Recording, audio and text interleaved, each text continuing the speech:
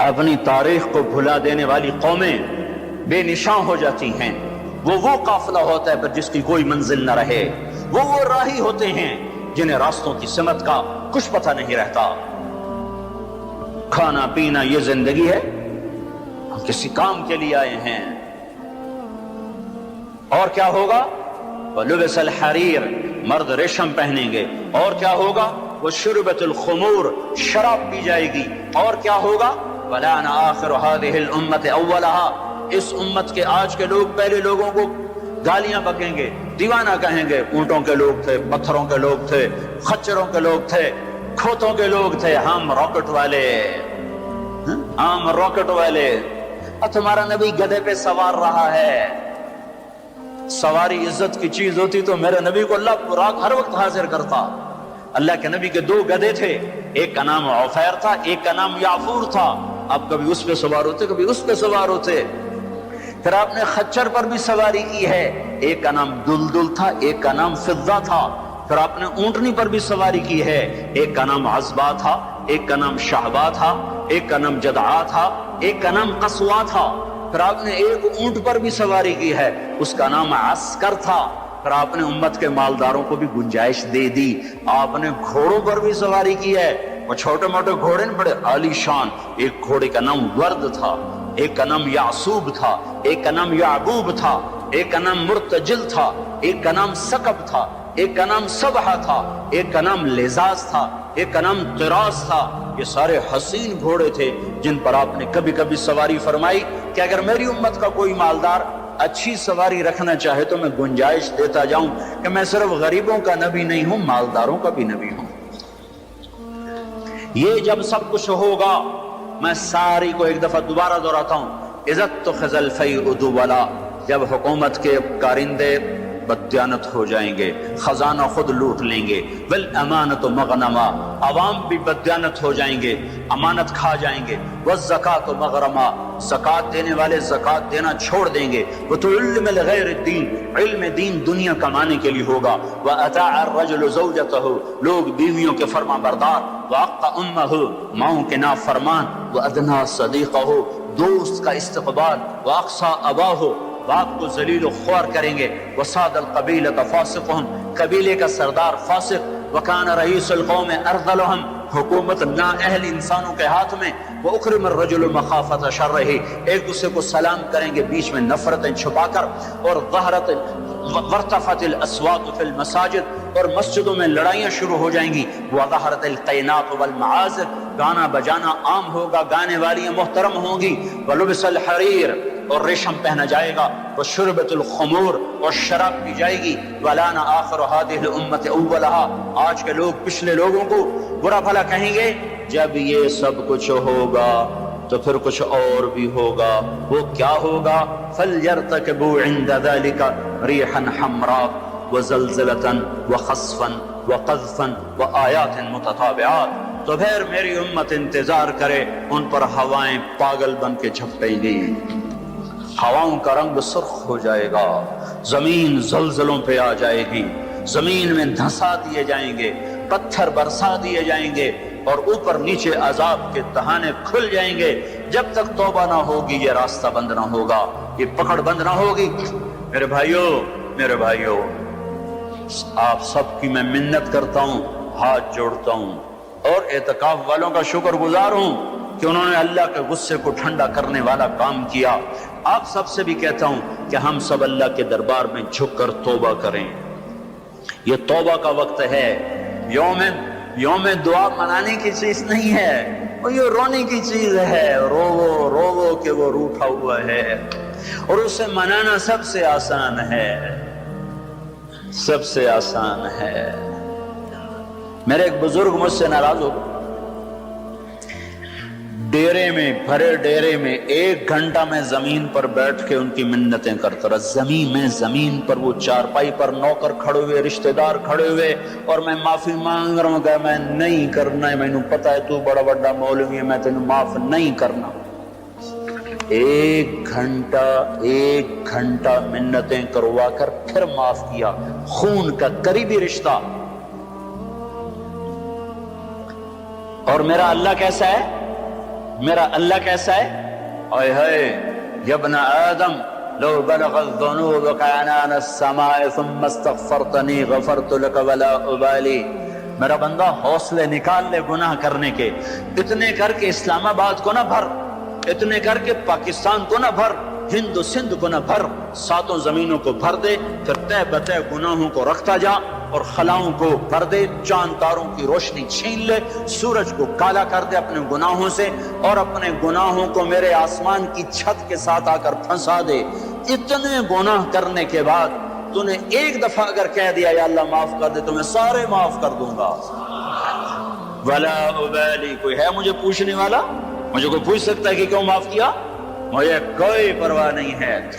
تم توبہ کرنے والے بنو، مجھے معاف کرنے میں دیکھو گے کوئی دیر نہ لگے گی. من تقرب الی تلقیتہ من بعید، ساری زندگی کٹ گئی عشق بتا میں. مومن سے چوک ہو گئی یا ویسے شاعری کی ترنگ میں کہہ دیا آخر عمر میں کیا خاک مسلمان ہوں گے. آخر عمر تو بہت زیادہ ہے، آخری سانس میں بھی توبہ کر لے تو اللہ گلے سے لگا لے. جو اپنے گناہوں کا بوجھ لے کر ندامت کے آنسو بہاتا ہوا بوجھل قدموں کے ساتھ اللہ کے گھر کی طرف بڑھتا ہے کہ آج اللہ کو منانے جا، آج اس سے صلح کرنے جا رہا ہوں. ماؤں کو منانے جاؤ وہ بات نہیں کرتی، باپ کو مناؤ وہ الٹا پٹائی کرتا ہے. بھائی کو منانے جاؤ وہ دروازہ نہیں کھولتا، اور رب کو منانے جاؤ کب کب کب جب بال بال گناہوں میں جکڑا ہوا، جب رواں رواں گناہوں کا گٹر بنا ہوا، جب پیچھے مڑ کے دیکھو تو کوئی ایک کرن کہیں نیکی کی نظر نہ آتی ہو، سیاہیوں میں لتھڑا ہوا، گندگیوں میں ڈوبی ہوئی یا ڈوبا ہوا، لتھڑی ہوئی یا لتھڑا ہوا، غفلت میں زندگی گزارنے والی یا گزارنے والا. جب یہ بوجھل قدموں سے اللہ کی طرف بڑھتا ہے تو میرا اللہ کہتا ہے ٹھہرو، میں تیرے استقبال کے لیے عرشوں سے نیچے اتر کے خود آگے آ رہا. تلقیتہ من بعید، آؤ جی آؤ جی. ہم آگے نہیں بڑھ جاتے اپنے قریبی دوست کے لیے آؤ جی آؤ جی. تو یہ کچھ میرا اللہ کہہ رہا ہے جو توبہ کرنے میری طرف آتا ہے میں آگے بڑھ کے اس کا استقبال کرتا ہوں. ومن اعرض عنی نادیتہ عن قریب، جو مجھ سے روٹ جاتا ہے اس کو خود قریب جا کے بلاتا ہوں. الی این اولک رب غیری، میرا بندہ کو مجھ سے پیارا رب تیرے پاس ہے؟ کہاں جا رہے ہو؟ جس سے ماں نافرمان بچے کو کہتی کہاں جا، جاہل تھے، جانور تھے، اور جب انسانیت کا شعور آیا تو وہ اٹھ کے اللہ کے پاس چلے گئے. اور تمہارے ہیں تو قدر کر لو، میں تو محروم ہوں ان دونوں سے. تمہارے زندہ ہیں تو قدر کرو ورنہ کف افسوس ملتے رہو گے. موسیٰ جیسوں سے اللہ نے کہہ دیا جب ماں مر گئی موسیٰ کوہ طور پہ اب ذرا سنبھل کے آیا کرو، دعائیں کرنے والی چلی گئی.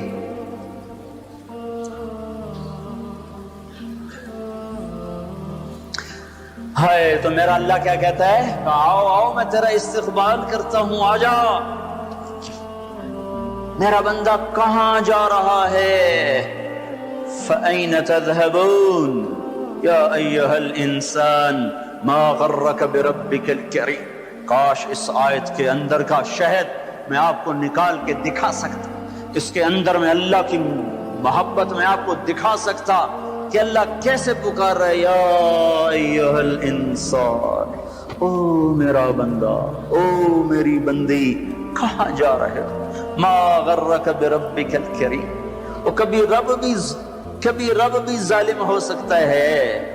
تیری ماں تجھ پہ ظلم کر سکتی ہے، عین ممکن ہے کہ مائیں ظالم ہوں. خیزوران نے اپنا سگا بیٹا قتل کر دیا. ہارون رشید کی ماں خیزوران، مہدی کی بیوی، ہادی ہارون کی ماں مہدی کے مزاج پہ سوار تھی. مہدی اس کے پیچھے پیچھے جیسے نور جہاں جہانگیر پہ چھا گئی، خیزوران مہدی پہ چھا گئی. جب وہ مر گیا تو ہادی خلیفہ بنا. انہوں نے کہا اماں اب گھر کے اندر بیٹھنا ہے، باہر نہیں آنا، چار دیواری میں تیرا ہر حکم چلے گا، حکومت کے معاملات میں دخل نہیں دینا.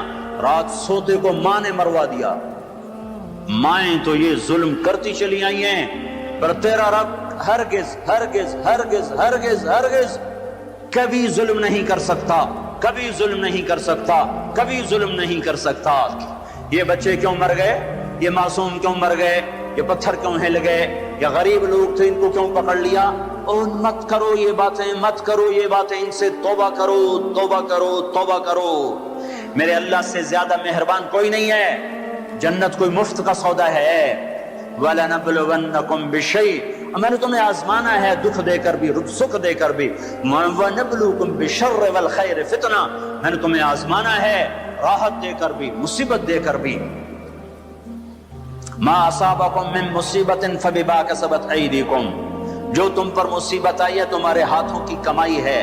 यहां अजाब की तरफ इशारा है, यहां अजाब को बताया जा रहा है। मा असाबकुम मिन मुसीबतिन फबिइज़्निल्लाह, तुम पर जो मुसीबत आई है अल्लाह के अमर से आई है।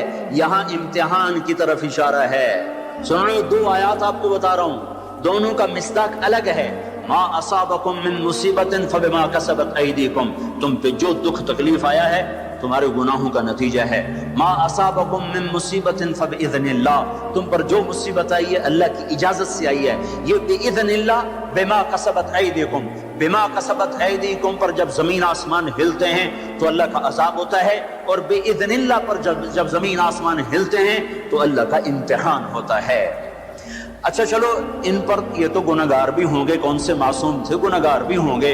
अल्लाह ताला, एक हदीस में आता है, अल्लाह अपने बंदे के लिए जन्नत में एक मकाम तय करता है, वो अपने अमल से पहुंच नहीं पाता तो अल्लाह उस पर मुसीबत डाल के उसको वो मकाम अता फरमा देता है।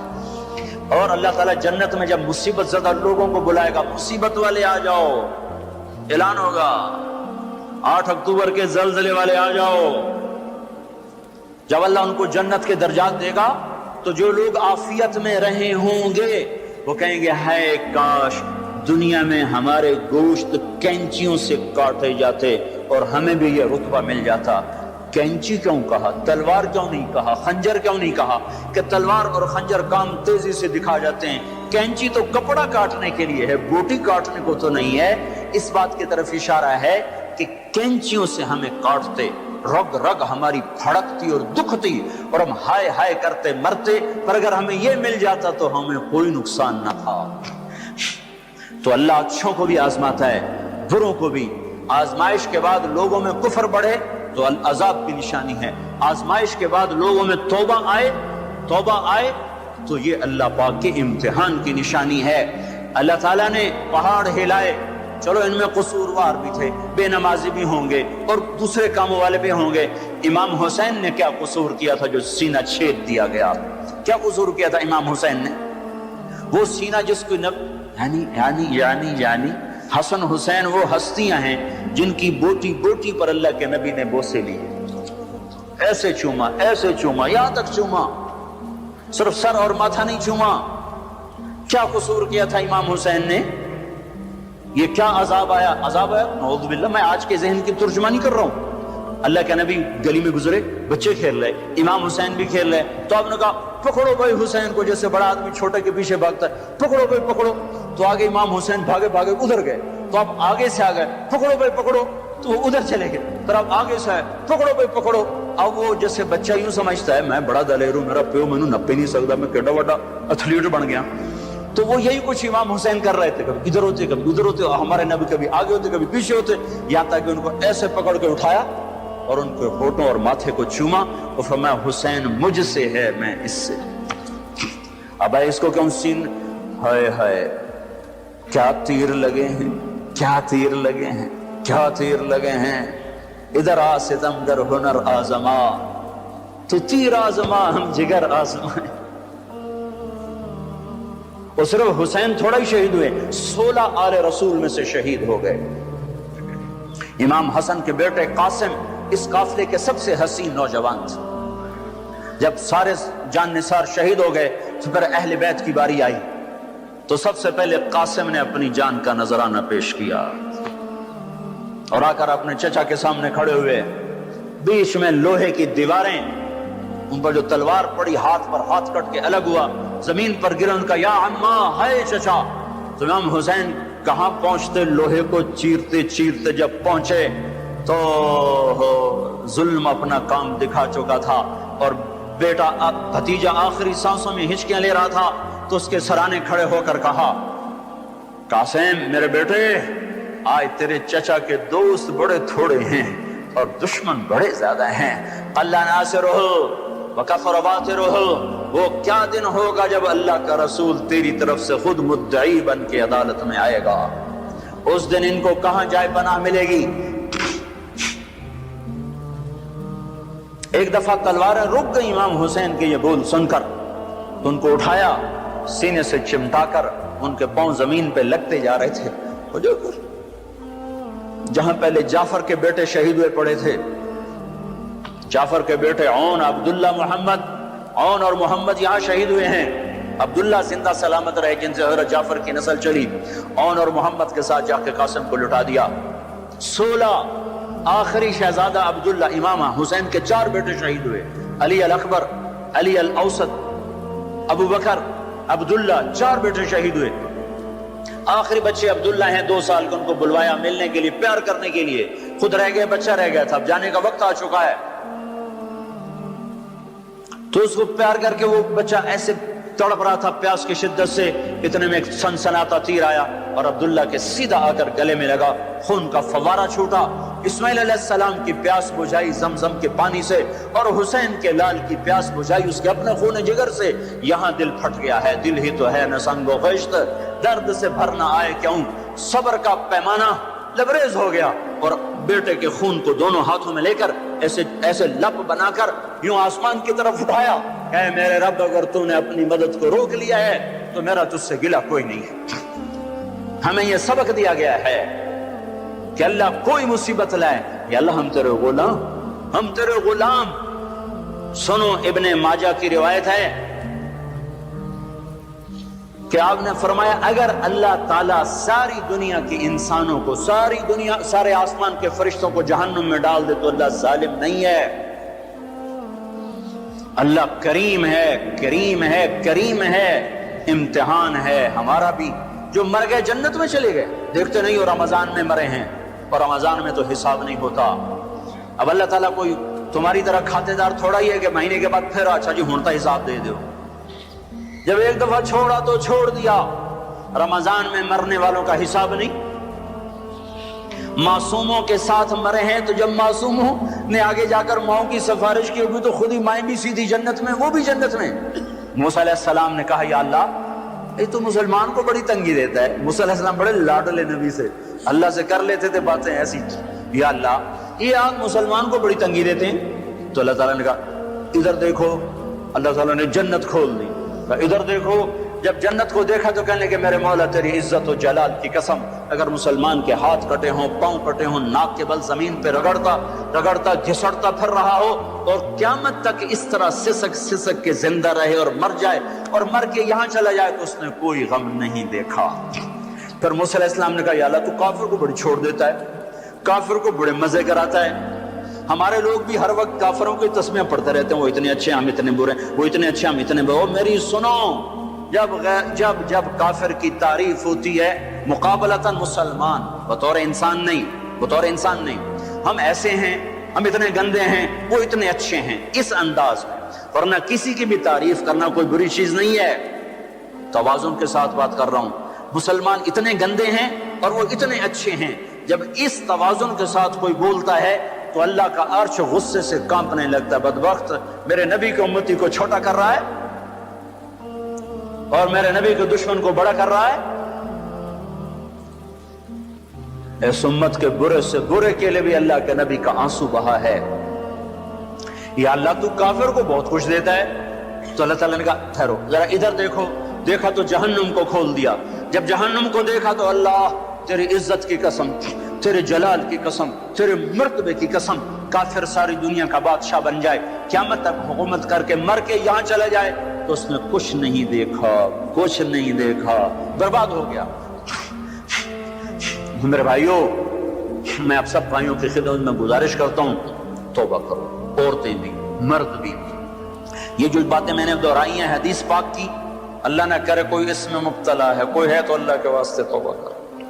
پھر اس کے ساتھ جھوٹ سے بچو، خیانت سے بچو، دھوکے سے بچو، گالی گلوچ سے بچو، چولی سے بچو، الزام لگانے سے بچو۔ نیک عورت پہ الزام لگانے والا قیامت کے دن 100 سال کی بندگی لے کر آئے گا تو اللہ تعالیٰ مردود کر دے گا۔ قف المحسنہ یہدم عمل 100 سنۃ، طبرانی کی روایت ہے کہ نیک عورت پہ دھپا لگانے والا 100 سال کی بندگی بھی ہوگی تو اللہ مردود کر دے گا۔ تو اپنے ماں باپ زندہ تو ان کی خدمت میں پڑ جاؤ، اصحاب قلم ہیں تو قلم سے انصاف کرو، اصحاب اقتدار ہیں تو کرسی میں بیٹھ کے اللہ کو یاد کرو کہ یہ اللہ کی دی ہوئی چیز ہے۔ سنو سنو، ایک دن کا عدل کا فیصلہ، طبرانی کی روایت ہے، ایک دن کا عدل کا فیصلہ 60 سال کی عبادت سے بہتر ہے۔ ایک بڑا افسر کرسی پہ بیٹھ کے دیانتداری سے ساری فائلیں پار کر دیتا ہے، اس کا ایک دن کا یہ عمل میری مسجد کی 60 سال کی عبادت سے بہتر ہے۔ قیامت کے دن اعلان ہوگا عرش کے سائے میں آنے کے لیے آ جاؤ، 7 قسم کے آدمی پہلے آ جاؤ۔ کون؟ ولی اللہ، کتب ابدال، شہید مجاہد، مفسر محدث؟ نہیں نہیں نہیں نہیں، سب سے پہلے عادل بادشاہ آ جائیں، عادل حاکم آ جائیں، عادل وزیر اعظم، عادل صدر، عادل secretary, Adil I G, Adil D I جی، عادل جج، چاہے وہ سول عدالت کا ہو یا سپریم کورٹ کا ہو، عدل والے آ جاؤ، وہ وکیل جو لوگوں کو عدل لے کر دیتے ہیں اور ظالم کے پیسے دیکھ کر اپنے قلم کو، علم کو بیچتے نہیں ہیں۔ اللہ تعالیٰ ان کو بھی بلا لے گا، آ جاؤ تم بھی عدل کے لیے لڑتے رہے، آ جاؤ آ جاؤ۔ سب سے پہلے عرش کا سایہ ان کے لیے کھلے گا، ان کے لیے آگے بڑھے گا جو دنیا میں عدل قائم کرتے رہے۔ تو میرے بھائیوں، بہت بڑا مجمع اہل ایمان کا ہے، مسجد بھری ہوئی ہے، عورتیں بھی ہیں مرد بھی ہیں۔ توبہ کرو، اور اپنی توبہ کو پکا کرنا ہے تو اچھی صحبت اختیار کرو۔ صحبت صالح تو را سہل کنت، صحبت تعلی تو را تعلی کنت۔ اچھی صحبت، اچھے سنگ ترے۔ ایک وہ بیچ رہا تھا سنگ ترے، وہ کہتا اچھے سنگ ترے، اچھے سنگ ترے۔ تو ایک بیٹھے تھے کوئی اللہ کے نیک بندے، ان کی آنکھوں میں آنسو آ گئے۔ ان کا حضرت جی کس بات پہ رو رہے ہو؟ کہ وہ کہہ رہا ہے اچھے سنگ ترے، اچھے سنگ تر گئے، پار ہو گئے، کامیاب ہو گئے۔ صحبت اختیار کرو، نیک لوگوں کی صحبت۔ تبلیغ میں جاؤ، 4 مہینے لگاؤ، چلہ لگاؤ۔ رائمنڈ کا اجتماع آ رہا ہے 18 کی شام سے، 3 دن کا اجتماع ہے، اس کے بعد جماعتیں اللہ کے راستے میں نکلیں گی۔ یہ تربیت کی محنت ہے۔ تبلیغ کوئی فرقہ واریت کا کام نہیں، تبلیغ کوئی کسی مخصوص افکار کی ترجمانی نہیں ہے۔ تبلیغ پہلی دفعہ ایک ایسی محنت کو دیکھا ہے زندگی میں جو صرف اسلام کو پیش کر رہے ہیں، صرف اسلام کو پیش کر رہے ہیں۔ اور اس میں اللہ نے ایسی جاذبیت رکھی ہے کہ 6 بر اعظم میں اللہ تعالیٰ مجھے اپنے فضل سے لے گیا ہے۔ میں 6 بر اعظم کا چشمدید گواہ ہوں کہ اللہ نے کس طرح زندگیوں کو پلٹا دیا ہے اور دے رہا ہے اس مبارک محنت کی وجہ سے۔ ہم پریس اخبار کا سہارا نہیں لیتے کہ کو ہم نام پیش کریں کہ یہ ہو رہا ہے وہ ہو رہا ہے۔ مجھے ایک کالم والے نے میرے نام سے کالم میں پیغام بھیجا کہ تبلیغی جماعت والے کچھ نہیں کر رہے، تو میں نے ان کو فون کر کے کہا جن کے لیے کر رہے ہیں وہ دیکھ رہا ہے۔ کوئی ہم تصویریں چھپوائیں گے کہ دیکھو ہمارا کیمپ دیکھو آ کے۔ قادسیہ کی لڑائی میں مال غنیمت اکٹھا ہو رہا تھا، تو ایک نوجوان ایک صندوق لے کر آئے، تو سوید بن مقرن رضی اللہ تعالیٰ عنہ خزانے کو اکٹھا کرنے کے امیر تھے، تو انہیں صندوق کھولا تو اس میں ایسے جواہرات تھے جو وہ پڑا ہوا تھا نا خزانہ، اس سب سے قیمتی۔ وہ ایک طرف یہ صندوق ایک طرف، اس کو حیران ہو کر دیکھنے لگے، کہنے لگے اس میں سے کچھ لیا تو نہیں؟ وہ کہنے لگا لینا ہوتا تو پھر سارا ہی لے جاتا، تمہیں جو لا کے دیا ہے تو تمہیں کچھ خبر تھی کہ مجھے یہ چیز ملی ہے، اور لینا تو میں سارا لے جاتا۔ کہا یار کمال کر دیا، کمال کر دیا۔ تیرا نام کیا ہے؟ کہ کیوں مشہوری کرنا چاہتے ہو کہ فلاں آدمی بڑا دیانتدار ہے؟ ہیں جس رب کے لیے کیا ہے وہ میرا نام جانتا ہے۔ اور یہ کہہ کر پلٹے اور دوڑ لگا دی کہ میرا تعاقب نہ ہو سکے۔ سوید بن مقرن نے پیچھے آدمی دوڑایا، دوڑ دیکھو یہ کون شخص ہے. وہ آگے آگے یہ پیچھے پیچھے, اس کو نہیں پتا میرا تعاقب ہو رہا ہے. جا کر جب اپنے خیمے میں بیٹھے تو انہوں نے دائیں بائیں سے پوچھا یہ کون شخص ہیں؟ کہ سعید نخعی یمن کے ہیں, سعید نخعی یمن کے ہیں. صلاح الدین ایوبی عکا میں محاصرے میں آ گئے, رچرڈ نے محاصرہ کیا اور انتہائی خوفناک شکل بن گئی. انہوں نے برج تیار کیے جس پر آگ کے تیر اثر نہیں کرتے. پہلے ایسا ہوتا تھا برجوں کو آگے بڑھاتے, لکڑی کو آگ کے تیر برساتے, آگ لگ جاتی. انہوں نے ایسا پر تیل ملا کہ اس پر آگ اثر نہیں کرتی تھی. تو وہ حیران پریشان کہ اب کیا بنے گا. ایک نوجوان آیا ہانڈیاں لے کر, پہلا بم جو ایجاد ہوا ایک مسلمان نے ایجاد کیا, پہلا بم. آ کر کہنے لگا سلطان اس ہانڈی کو اس پر مارو. یہ ہانڈی کیا کرے گی؟ کہ تم مارو تو صحیح. تو انہوں نے جو اٹھا کے ایک ہانڈی کو پھینکا, وہ اس زوانی کی توپ کے ساتھ ایک دھماکہ ہوا, سارے برج میں آگ لگی. دوسرا, تیسرا, چوتھا, سارے برج جل گئے. جو باقی تھے وہ انہوں نے بھگا کے پیچھے ہٹا لیے. سلطان سجدے میں گر گئے اور پھر اٹھ کر کہنے لگے بیٹا مانگ کیا مانگتا ہے؟ کہا سلطان جس کے لیے کیا ہے اسی سے لوں گا, تو کیا دے گا؟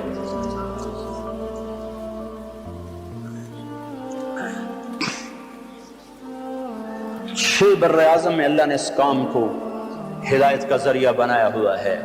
یہ فرقہ واریت سے کام پاک ہے, یہ سیاست سے پاک ہے, یہ انسان کی ذات سے بحث کرتا ہے.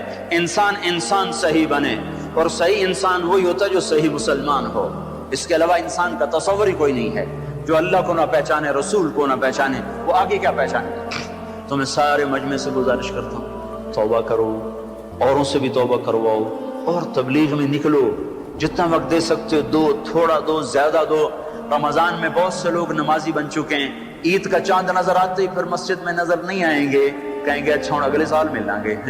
ان کی خدمت میں بھی عرض کرتا ہوں کہ اللہ کے واسطے سارا سال نماز پڑھو, سارا سال نماز پڑھو. اعتکاف میں بیٹھا مجمع نہ غیبت کر رہا ہے, نہ چغلی کر رہا ہے, نہ گالیاں دے رہے ہیں, صرف ذکر کر رہا ہے, تسبیح پڑھ رہا ہے, تلاوت کر رہا ہے, دعا کر رہا ہے. جب باہر نکلو تو ایسے نکلو کہ پھر زندگی سے جھوٹ بھی نکل جائے, غیبت بھی نکل جائے, چغلی بھی نکل جائے, گالی بھی نکل جائے, لگائی بجائی بھی نکل جائے, تو ساری زندگی پاک پوتر ہو جائے گی, صاف ستھری ہو جائے گی. تو یہ سارا مجمع اللہ کے دربار میں توبہ کرے. میں بھی کرتا ہوں, آپ بھی کرو, لوگوں سے بھی کرواؤ, اور اللہ کی رضا پر راضی رہو, اللہ کی تقدیر پر راضی رہو. رضا بر قضا ہمارا ایمان ہے, رضا بر قضا ہمارا ایمان ہے. جس حال میں رکھے یا اللہ ہم تجھ سے راضی ہیں, جس حال میں رکھے ہم تجھ سے راضی ہیں. ہاں ہم اس سے بھلائی مانگتے ہیں, عافیت مانگتے ہیں, پر ظرف ہمارا چھوٹا ہے, ہم مصیبت سہ نہیں سکتے. لیکن گلہ نہ ہو, شکوہ نہ ہو. سارے بھائی اس کی نیت کرتے ہیں نا, ارادے کرتے ہیں نا. یہاں مانگنا عزت ہے, باقی ہر جگہ مانگنا ذلت ہی ذلت ہے. وہ چاہے تم صدر پاکستان سے مانگو, وزیر اعظم سے مانگو, کسی مالدار سے مانگو, کسی نیک سے مانگو, کسی بد سے مانگو, مانگنا ذلت ہی ہے. اور بھائی آخری گزارش یہ ہے کہ ایک بڑی آفت آئی ہے. بھائی دیکھو یہ مسافے کا طریقہ نہیں ہے. اب تشریف رکھیے. کھانا کھا کے میں نے فون اٹھایا تو اس پر ایک میسج آیا ہوا تھا. اگر میں سعید انور ہوتا تو تم میرا فون اٹھا لیتے, اگر میں جنید جمشید ہوتا تو تم میرا فون اٹھا لیتے. تم صرف مالداروں کے فون سنتے ہو, غریبوں کے نہیں سنتے. میرے فرشتوں کو بھی نہیں خبر, میں تو کھانا کھا رہا ہوں, ان میں کوئی ٹیلی فون آپریٹر تک کو نہیں, میں ہر ویلے فون میرے ہاتھ سے چل رہے ہیں. ہر منٹ میں ایک کال مجھے آتی ہے, ہر منٹ میں ایک کال. کرنے والا تازہ دم, اور میں سن کے پریشان. کہتے مول صاحب ڈھنگ سے بولتا ہے نہیں, سیدھے منہ باتیں نہیں کرتا. کس آداب زندگی ہیں بھائی, ان کو سیکھو بھائی, ان کو سیکھو. فون کرنے والوں کو کیا پتا کہ اگلا کس حال میں بیٹھا ہو.